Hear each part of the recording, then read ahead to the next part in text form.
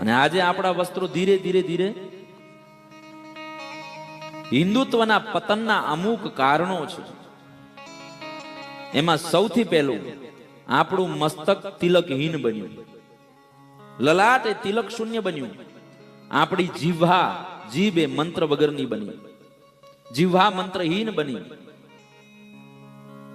આપણી શિક્ષા એ ધર્મહીન બની.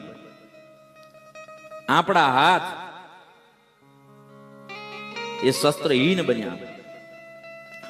મન એ શ્રદ્ધાહીન બન્યું અને તન એ વસ્ત્રહીન બન્યું. હિન્દુત્વના પતનના કારણોમાં સૌથી પહેલું કે આપણું મસ્તક એ તિલક શૂન્ય બન્યું, જીભ એ મંત્રહીન બની, ધર્મ એ શિક્ષા એ ધર્મહીન બની, હાથ એ શસ્ત્રહીન બન્યા, મન એ શ્રદ્ધાહીન બન્યું અને તન એ વસ્ત્રહીન બન્યા. પરમાત્માએ આપણને જ્યાં મોકલ્યા છે એ ધર્મને અનુરૂપ થઈને આપણે જીવવું જોઈએ.